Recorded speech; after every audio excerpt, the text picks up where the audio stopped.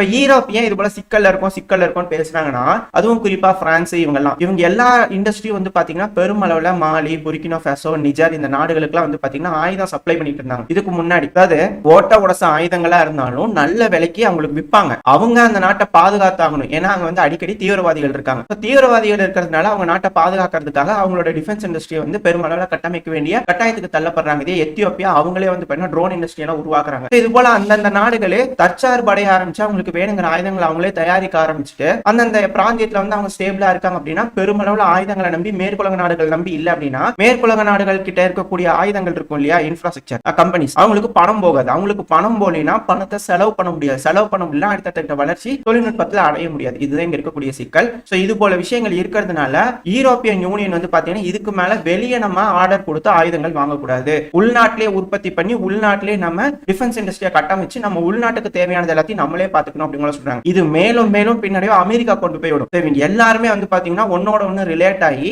எல்லாரும் பிச்சுக்கிட்டு போறதுனால இவங்களோட டிஃபென்ஸ் இண்டஸ்ட்ரி எல்லாம் அதுல பாதாளத்துல போயிட்டு இருக்கு. இதே சீனா எடுத்துக்கிட்டீங்கன்னா